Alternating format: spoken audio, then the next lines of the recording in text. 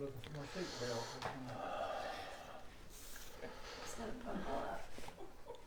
Well, welcome to Tree of Life Fellowship today. We're glad that you're here with us on Facebook and those that will be coming later on, and also on YouTube.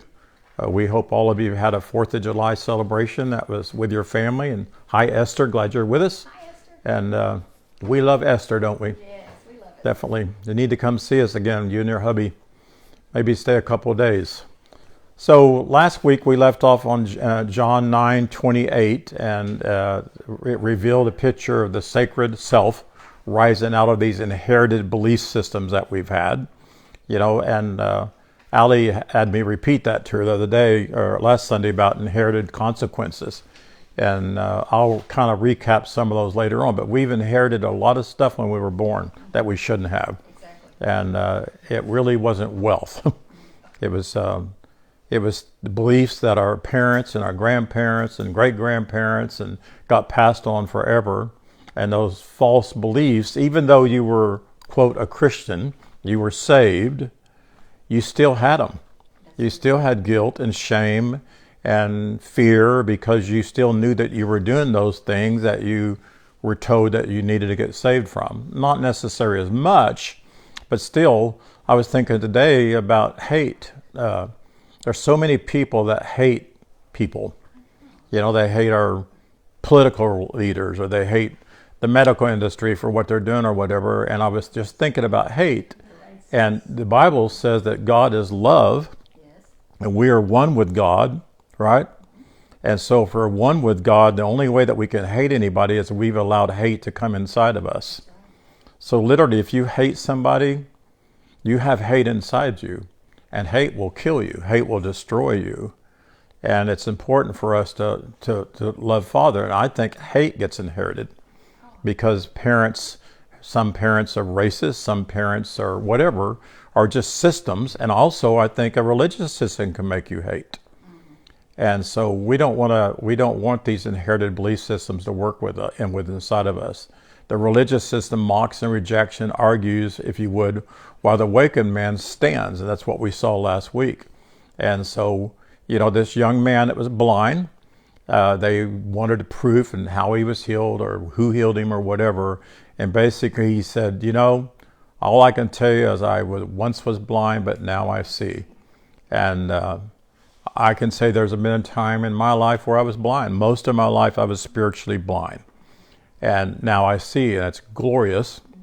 My studying today is so much more fun than it used to be, even 2 or 3 years ago, because I really understand everything in the entire Bible is about an awareness, everything. It's either a carnal awareness or a spiritual awareness, and what we're going to let reign or rule in our life. And so that's why I'm studying and writing all these books now as fast as I can. Last week I told you about Song of Solomon. This week I've released actually 2. This one is the Book of Revelation, a metaphysical understanding. And I also published the Book of Genesis, a divine metaphysical understanding. And along with John right now, I'm working on Job. I'm thinking of a lot of the books that people just don't understand. So I've got about 3 chapters of Job done. So I'm enjoying it, and I no longer want to function out of these old Outlook books and perceptions because they just don't bring us the truth. So last week I left off talking about cherubims. And we were taught that cherubims are angels, right? And you always see them you go to Hobby Lobby or whatever, you see these fat little angels, and they call them cherubims or whatever. But they had wings. And so cherubim symbolize people blessing.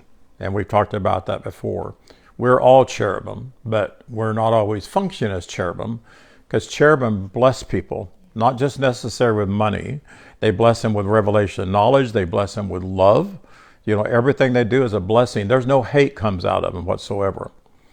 And so they had wings, and it said the wings could be heard all the way out into the outer courts. And now I say outer courts because in the outer court, there's 2 areas of people. There's people who are saved and are trying to stay saved. They're trying to please the church and work for the church and please God. And then a little bit further in, there are people that are studying the redemptive view. And they believe the no penal substitutionary doctrine, which is a false doctrine. But we believed it for years, we taught it, but now we come to understand that God never needed Jesus to die for us. And so the allegorical meaning of wings, if you would, are always voices. And so I reference Ezekiel 10:5, and I'll read it to you. So those of you that still have your notes, it's in there. But Ezekiel 10:5 says, "And the sound of the cherubim's wings was heard even to the outer court, as the voice of the Almighty God when he speaketh." Well, one clue that we should have figured out that it wasn't actually a wing because it said the sound of the wings. Well, yes, wings, when they move, they do make noise. That you can hear the air, and you can hear, we could say you can hear the breath, because breath is air. So that's where we see that they're actually voices. So the cherubim's wings are an amazing picture of the movement of spirit within man. The point where spiritual movement and action takes place. And the sound of the cherubim's wings is like, again, it's not literal, but it's a vibration, if you would, of the activity of the Logos. That when you speak, there's vibration going on. If you didn't have this vibration, you couldn't utter one word whatsoever. It's amazing to me how our voice box can form words. And I don't have to sit there and think how I need to move my mouth to say this kind of word, but every word requires a different position of your mouth moving, doesn't it? I mean, I'm not scientifically intelligent enough to tell you exactly how these words come out of my mouth, but these two lips and this tongue can speak a lot, right? And death and life are in the power of the tongue. You can speak things that produce death, or you can speak things that produce life. And so that's what we want to do. And so this activity, this moving in divine order and this unity, it's through the voices of consecrated messengers. And all people can be consecrated messengers. I talk about comforter messengers and consecrated messengers. They're both the same. Comforter messengers brings a word that brings comfort. And most of my life, I listened to a lot of messengers that didn't bring me a whole lot of comfort. The redemptive view did in a sense, but it still taught me that I was still a sinner.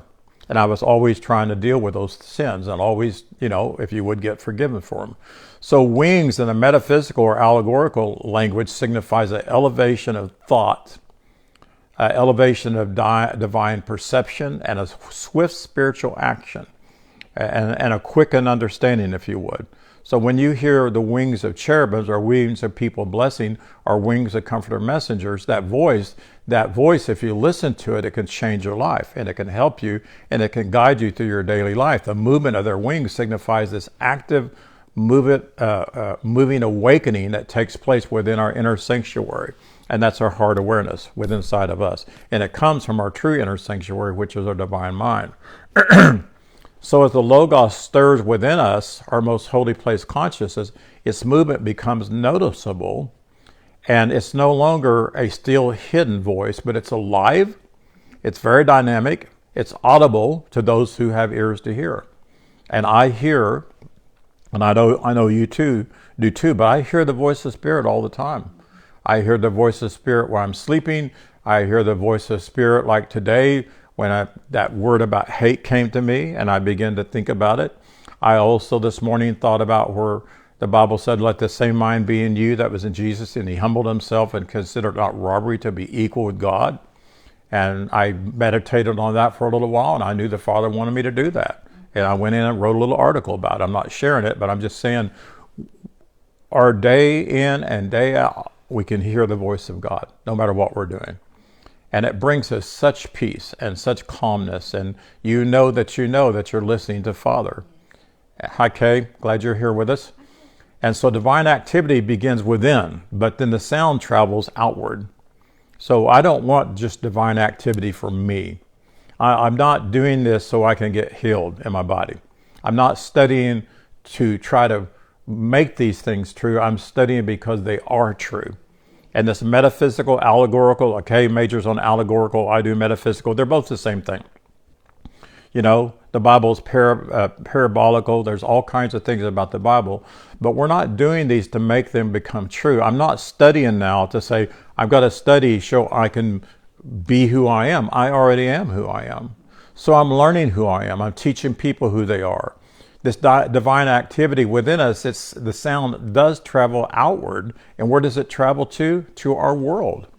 When we begin to let our voice be a spiritual voice and only speak that which is spiritual, which is difficult sometimes, it eventually wakens the entire awareness within us, but also those that we minister to. And it's not bound in outer form. It's not bound in the habits, if you would, that we used to walk in. So as the voice of Almighty God, when he speaks, it's a reference to this echoing, if you would, this fulfilled frequency of the Logos. We literally echo the Logos. We're not like the moon reflecting the sun. We are the sun. We are the Son of God. And the Son of God glows just like God does. And we let that flow. So this is not a voice coming just from the larynx. It's the expression of I exist. And that's why sometimes you get around somebody and you hear them talk or whatever, and there's something familiar about them. Not necessarily just what they look like, but what they're saying, how they're talking. And you're recognizing a voice that's very important. So it's not spoken in syllables. Again, it's spoken in vibration that aligns with revelation knowledge and revelation understanding. So when Father speaks, it's not to inform, it's to ignite what's already inside of us. That's good. Does that make sense? Because everything that I'm teaching you, everything that Kay teaches is already in us. And I've said this many times. How many times have you heard something and you thought, I already knew that? I have people write me all the time on my posts and they said, I knew that already. I thought about that a long time ago. But what happens is we press those thoughts down sometimes. We're afraid to share them with others because then we get rejected. Somebody wrote me the other day that they were the case says doing from done. That's good. Doing from done. They were talking about how they had shared some things that they taught, and somebody told them, their pastor said, that's very dangerous. You need to leave that alone. And remember, my uncle told me that years ago when I was telling him I was teaching signs and symbols. He said it's dangerous. Where did he get that from? Just the collective of religiosity. So when this vibration takes place, if you would, we recognize that person as speaking from the most holy place, the inner part of our being. And they've had a day of the Lord, if you would. They've experienced a suddenly, if you would, and it changes their life. And that's what I need. That's what we all need. I don't need to be raptured somewhere outside. I need to be raptured in my awareness. And that rapture is good. And the thing about it is we can help people now. We're not doing this just for ourselves. So the voice begins within. It moves like wings and motions. It awakens even the outer awareness and the remembrance and the transformation of our spiritual awareness.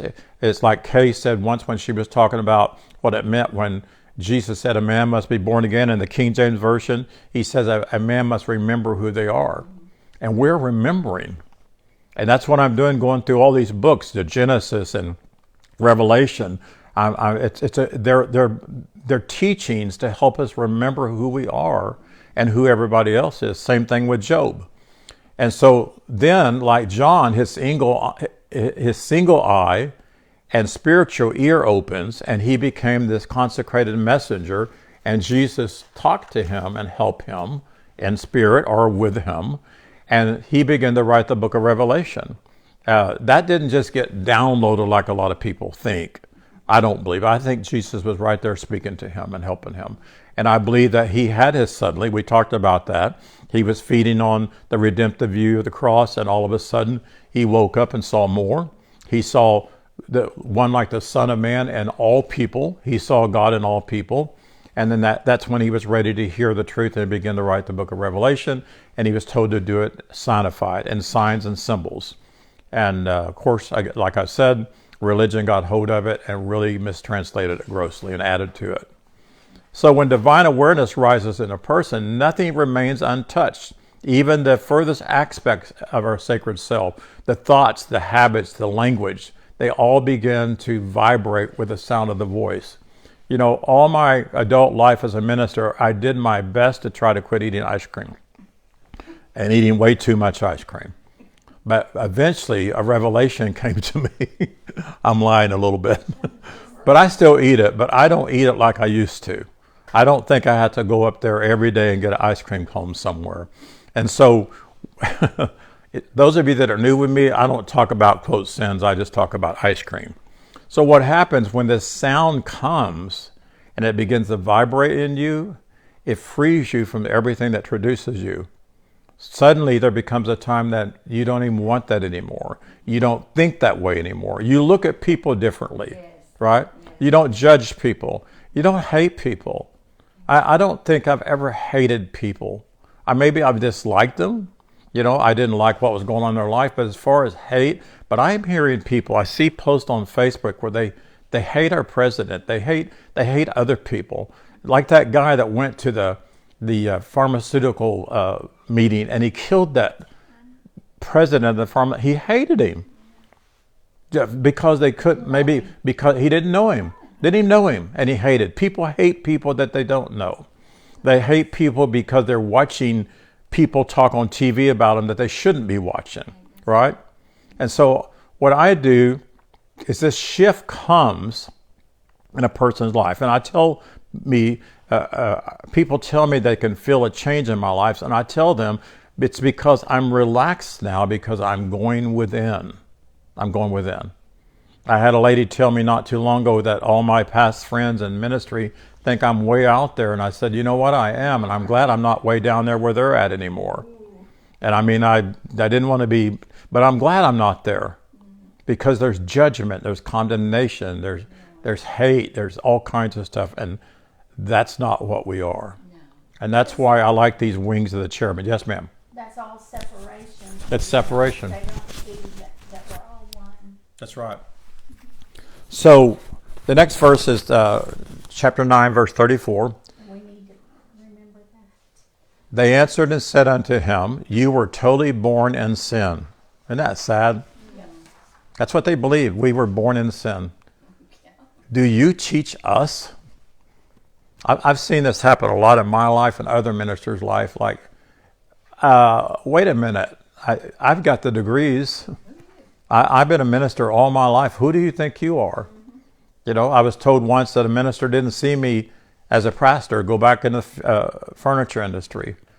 But that's what they did to this man. Who do you think you are? And they cast him out. And Jesus heard that they had cast him out. And when he found him, he said unto him, do you believe on the Son of God? And he answered and said, who is he, Lord, that I might believe on him?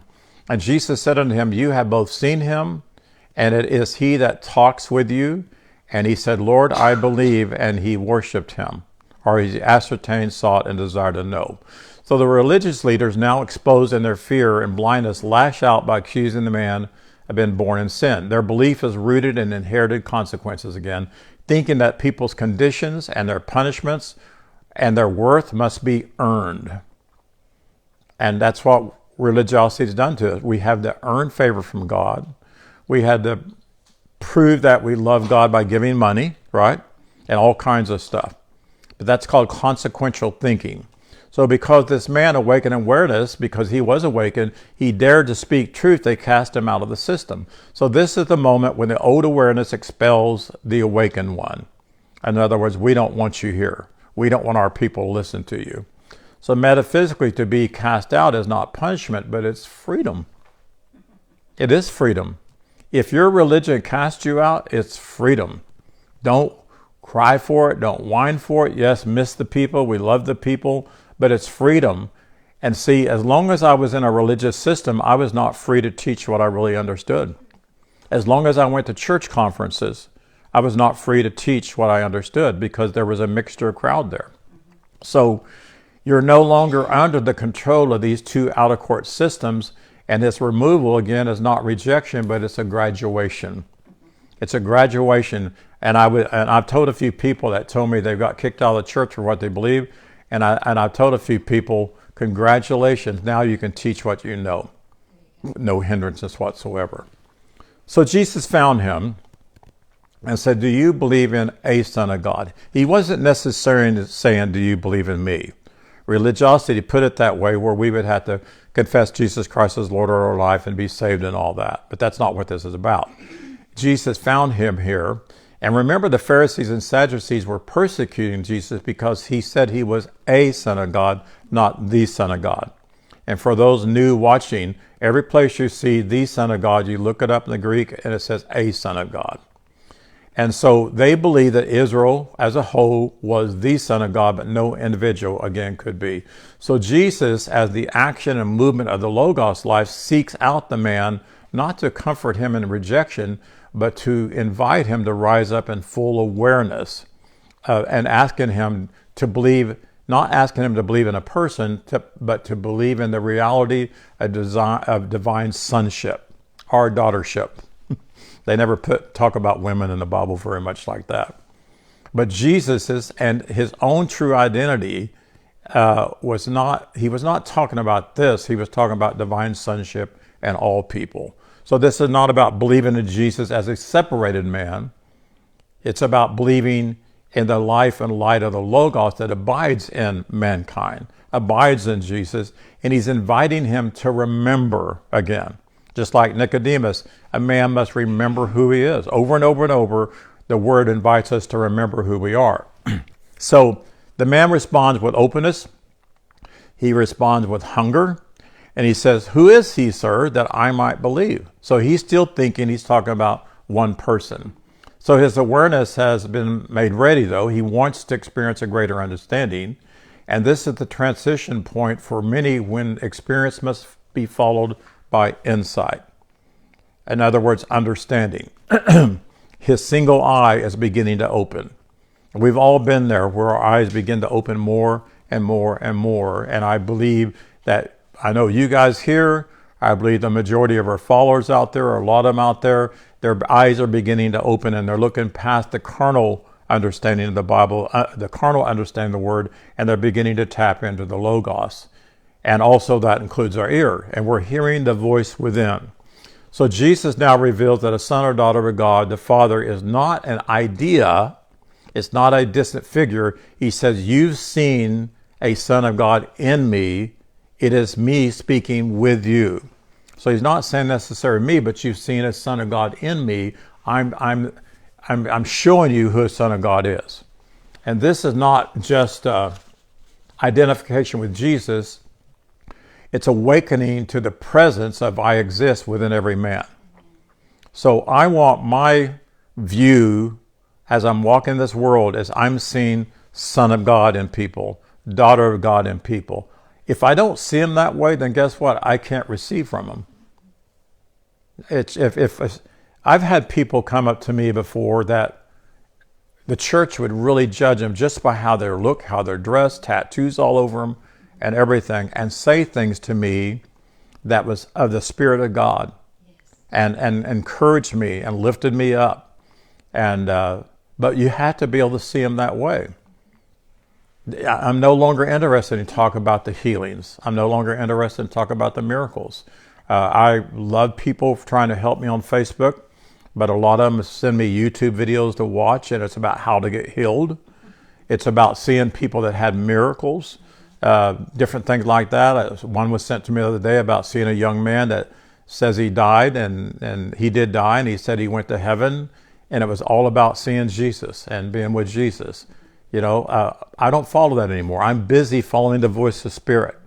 I know the more and more I feed, the more and more I embrace what I'm learning, the more and more I'm going to be, I am being able to rise up and walk out of all this. And that's my goal. Not just sickness and disease, but walk out of everything that would hinder a person from living as Spirit. So the reason whisperer, the Logos whisperer, if you would, is used because what is spoken cannot be heard by a person who does not handle their single ear. It's not necessarily always a loud voice. Most of the time it's a calm and quiet voice. And we have to get where we're calm and quiet to hear that. And so this is the journey of every son, every daughter who's awakened from spiritual blindness, challenged by the systems of separation, as Donna was saying. Separation can make you hate. Seeing somebody is different than you can make you hate or whatever. And it doesn't even necessarily have to be hate. It just can be disdain. It can be looking down on people. And so we want to be drawn in this full remembrance of who we are, but also who they are, and boldly say, I exist, the daughter, son of God. I exist, the breath of Father. The essence of all things seen and not seen. I exist as that. I am more than I know that I am. Yes. You are more than you know you are, That's right. and you are more powerful than you could ever imagine. There's nothing you can't do. The Bible says I can do all things through contact with my divine mind or with God that strengthens me. Now, I know the Bible says I can do all things through Christ that strengthens me, because they wanted to think that it's Jesus strengthening me. Everything was pointing to us have to embrace Jesus, pray to Jesus, and people get mad at us about this, but I can show you verse after verse after verse how it's translated that Jesus never said, worship me. That's right. He never exalted himself. He never said he was God. Never. Excuse me. Okay, verse 39. 41. And Jesus said, for judgment I am come into the world. Well, that's a big mistranslation, that he's coming to judge us. But Jesus said, for judgment I come into the world, that they which see not might see, and they which see might be made blind. And some of the Pharisees which were with him heard these words and said unto him, are we blind also? And Jesus said unto them, if you were blind, you should have no sin. But now you say, we see, therefore your sin remaineth. What was their sin? It was their mistaken identity, and they're looking at other people. It was their believing in the Mosaic law. It was the religious system. So the word judgment here is not condemnation, but it's a divine separation of awareness. Jesus came to show the separation of a carnal awareness and a spiritual awareness. That's what he came for. He came to remind us who we are. He came to correct our mankind's view of God. I had a man tell me the other day that he loved me, but he wasn't sure about God's love. You know, I asked him. We were talking about mercy, and I was sharing with him that there's no word for mercy in the Bible whatsoever. And I said, we don't need mercy from God. And then I asked him, I said, do you love me? And he said, yes, I love you unconditionally. I said, would you ever have to show me mercy? And he said, no, but I'm not God. There's a lot of volume in that there. That shows you that he's been taught a false perception of God. And so, again, the word judgment is not condemnation. It's a divine separation of awareness. It reveals what is truth, and it reveals what is illusion, what's false. All this stuff that the church teaches about people, that's bad. It's just an illusion. It's not true. When you look at somebody and they're dirty and they got tattoos all over themselves or whatever, and they're drinking or whatever it is you think they're doing that's sin, then you're really seeing an illusion. You're not looking through whatever it is that you need to look through. And I'm not saying anything that's bad. I'm not talking about drinking bad or whatever, but there are people that think those things are sin. And literally they're seeing an illusion because it's not true. However your physical eyes see people, that's an illusion. You have to look through that and see righteousness and holiness, because if you don't, you'll never be able to minister to the world that God sends you to. It's not in the church. My ministry is not just in a church building. It's out here in the world. It's at 7-Eleven. It's Walmart. It's at the park. It's when I'm walking around my neighborhood. That's where our ministry is. And so Jesus, as the embodiment of what? Action and movement, the Logos, he brings clarity that exposes the false and awakens the truth. So those who once lived ignorant, if you would, or in ignorance, that means spiritual blindness, are now being given vision through divine revelation. While those who claim to see, but only through the lens of the law, they're still blind. And that's what he was showing them. You say you see, but you're blind. So metaphysically, the story speaks to the great reversal, if you would. Religious systems that claim understanding are veiled, and they need to be unveiled. And while those who once overlooked in silence begins to see the clarity, it's not about the physical blind, but it's who lives from the single eye.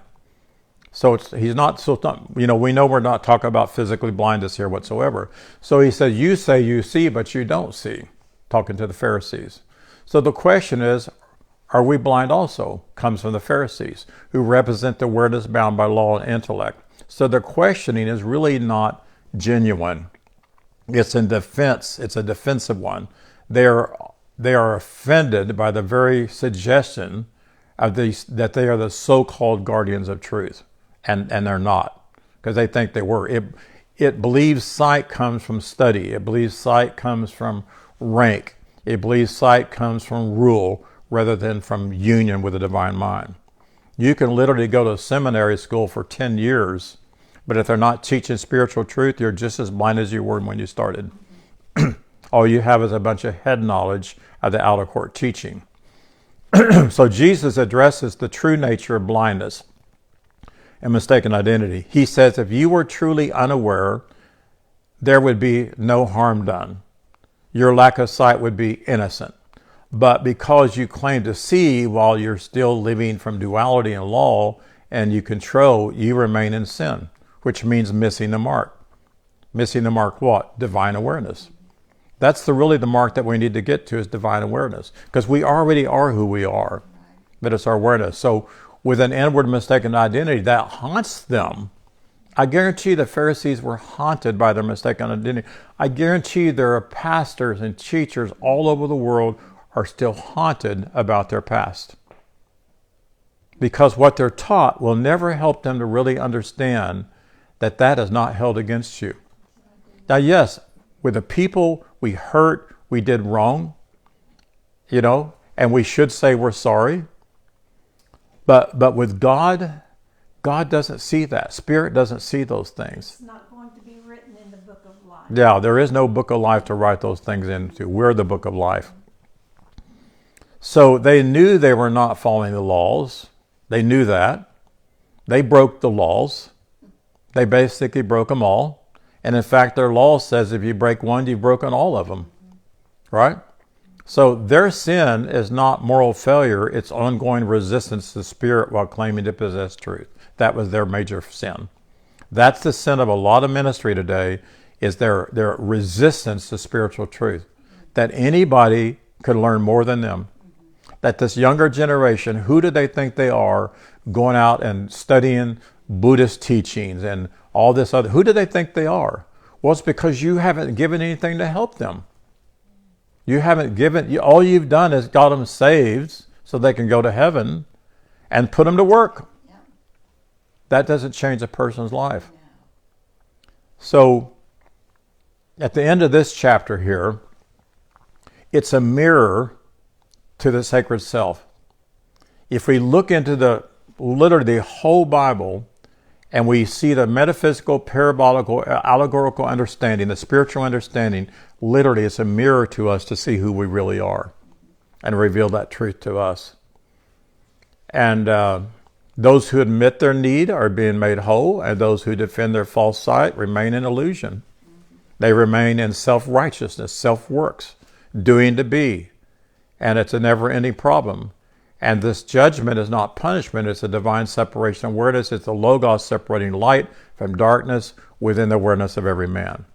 So the man born blind is now the picture of an awakened humanity, if you would. The Pharisees are the pictures of the old awareness trying to hold its ground. And it really does fight. It really fights. I remember years ago, and I'm sure I've seen them, but there are churches you can drive by that says, we are King James only. You ever seen any of them? Oh yeah, there's a lot of churches. There was one down in Portland that said the same thing. We are King James only. There are ministries that only read from the King James Bible. And so they're remaining in their old awareness. They don't want to hear more. But the divine dance has begun, and nothing can veil that any longer. I believe it's taken place. You like that? I love it. I like it too. So, chapter 10. I titled chapter 10, From Blindness to Boldness, the Awakening of Spiritual Sight and the Voice of Inner Authority. The chapter 10 is about entering into the sheep gate. And John captures the journey from inherited ignorance to clarity of divine awareness. And the emergence of spiritual voice that no longer depends on outer vibrations. In other words, validation. We don't need anybody to validate us anymore. And therefore we see of those following the many religions of Western evangelical Christianity, they're very quickly inheriting shame, doctrines, lies, distortions of truth, traditions, guilt, and debt of owing. That's what you inherit from that. We always feel like we owe God something, do we not? In that system. God, something, if you would, consequences, mindsets, language, God, well, I said owing God something, consequences, mindsets, language, beliefs, spiritual ignorance. And we will discover many more of these things that we felt like we owed all the time. We owed it to God to work in the church, right? Well, what's that song we used to sing, we'll work till Jesus comes? My dad used to sing that and rock his hand back and forth. We'll work till Jesus comes. And I'm not against working in the church, but it's why are you doing it? And I know a lot of people, they do it because they love God and they love the church. But still, it's almost a sense of working to earn God's favor. So this is the parable of entering not by the door of the sheepfold. And it says here, surely, surely, I say to you, he that enters not by the door into the sheepfold, but climbs up some other way, the same as a thief and a robber. Right off the bat, I want to ask you, what does a thief steal? Think about this for a minute. What does a thief steal? You know, in the Revelation, it says he will come in as a thief in the night. And to me, that was very scary. But what does a thief steal? A thief takes what is not his. So I want the Spirit of God to come as a thief in the night. And what is the night? It's lack of understanding, right? Light is understanding. So literally, Spirit comes as a thief if we allow it to, and it removes all that darkness from us. Isn't that good? I made that up. No, you didn't. So, okay, the same as a thief and a robber, but he that enters by the door is the shepherd of the sheep. To him the porter opens, and the sheep hears his voice, and he calls his own sheep by name, and he leads them out. And when he puts them forth, his own sheep, he goes before them, and the sheep follow him, for they know his voice. And the stranger, and a stranger will they not follow, but will flee from him. For they know not the voice of the strangers. That's verse 1 through 5. So what this passage does, it unveils this contrast between those who enter by divine union and those and through spiritual awakening, and those who attempt to engage truth through religious systems or external effort. That's what this really does for us.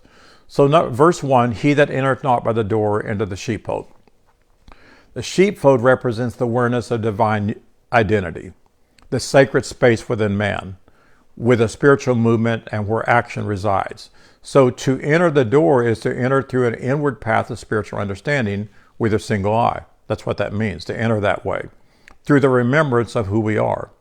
So when you remember who you are, you enter that door. You know, if one of my children forgot who they were, forgot that they are children, and somebody drove them by our house, they forgot that this was their home, they would not enter in. But the day they remember who they are, they're going to come in.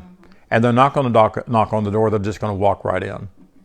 And see, because we didn't know who we were, we didn't enter into any of this awareness whatsoever. We didn't enter in, where the Bible talks about boldly enter into being the throne room of God.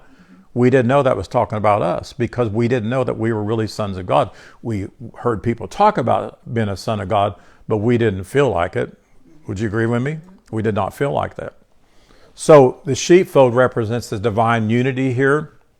To experience the sheepfold is for us to understand that we are a sacred self. In a lot of my writings, I used to use the word soul, and I've changed it to sacred self, because we are sacred, and that's who we are. So any place you see soul in any of my writings, just think sacred self, because we're not a spirit, soul, and a body. Some people use other things, but that's what I use. And so to experience the sheepfold is for the sacred self. You're established in the consciousness that spirit within man's its protection, its defense, and its unconquerable strength, the very spirit of man. Nothing formed against you can prosper. And that's not necessarily things that we think it is. What's formed against us is thoughts and beliefs and understandings. Because as a man thinks in his heart as awareness, so will be their experience. And so it becomes a place where one's thoughts about life and strength can abide, and that we can feed on spiritual manna, and that protects us. The word saved again means to be safe. So when you feed on spiritual manna, the Logos, you're safe. What are you safe from? You're safe from the great lie. Also, to climb up some other way, allegorically pictures all external religious attempts to achieve spiritual identity through work, through law, through ritual, and again, inherited doctrines. Doctrines of men is what the Bible talks about, and they destroy us. So those ways bypass the inner knowing, and they're like thieves, they're like robbers, because they steal peace, right? They steal peace. Well, that doesn't belong to religiosity. They steal assurance. That doesn't belong to religiosity. They don't teach assurance. They teach identity, steal identity that comes from within. They take that away from us so they can control us. I'm not necessarily talking about a person. I'm talking about a system that does that. Though that's not speaking necessarily of literal people, but it's talking about voices. It's talking about thoughts. It's talking about systems that do not rise from the divine mind, but they are carnal systems, and they're always aware of inherited consequences thinking. You don't do this, this is the consequences. You don't pay your tithe, you're going to lose your money. You're going to lose your job, right? You don't serve God, the list goes on and on and on. So I looked up yesterday, because I like to look up names in the old Outlook books, and I found the name Borah, B-O-R-A-H. And it was a city in Edom in Genesis 36:33. And then Bozrah, B-O-Z-R-A-H, is part of that. And it means restraint. It means sheepfold. It means fortification. It means stronghold. And then Borah, as a sheepfold, is symbolic of spiritual thoughts and forces, the 7 divine faculties of man, if you would, which we've talked about before, which are pure, they're attentive in themselves, and will be set free from what hinders them, and will function out of righteousness, and that's expressions of the body temple, if you would. So when our divine faculties are working, they set us free from anything else, from false intentions whatsoever. And what are some of them? Does anybody know what they are? Love, will, faith. Yeah, there's several of them. But when they're functioning, then it sets us free from all this stuff that's holding us back, if you would. So next I found a name of a city, and I'm not going to pronounce it, but it's Gederoth. Gederoth, I think it's how it goes. And it means enclosure, it means protection, it means sheepfold again. I was looking for cities that meant sheepfold. It means fortress. So it refers to the multiplying in consciousness and the assurance of spirit man. So we literally have a multiplication, if you would, in our consciousness. And again, it speaks of protection and defense and unfailing strength. So one of Jacob's blessings at Issachar, was couching down between the sheepfolds. And so Issachar, couching down between sheepfolds, describes this inner faculty of strength, humble awareness, resting between two paradigms, religious form or spiritual function. And so again, it is not confused, but it's pausing to, I'm trying to word this right, it's pausing to deliberately surrender to this higher spiritual truth. That's what they speak of. So this is awareness that says, I will serve unfolding truth. That's what it speaks. Even at the cost of comfort, even at the cost of friends, even at the cost of family and ministry, I will rest where others fear to go. That's what this is saying. Between the pressures of tradition and the pull of spirit, I choose to be rooted in the divine mind. And that's where you read in Scripture where it says Jesus said you must give up father, mother, brother, sister, and it says for the gospel's sake. But it's for the truth. Now, I'm still friends with them. They're still my family. I'm still going to go to birthday parties. I'm still going to go to Christmas. I'm still going to enjoy my life with them. But I'm not going to let them hold me back on what I believe. And if they can't hear it, I'll just keep my mouth shut around them the best I can. So this is an awareness in man that says, I will serve this unfolding truth no matter what. No matter what. Verse 2. But he that entereth in by the door is the shepherd of the sheep. He that entereth in by the door is the shepherd of the sheep. This is one who has awakened to the Logos life within them. The door is your divine awareness. So they enter into the divine awareness through this path of union with no separation whatsoever. And it's been a long time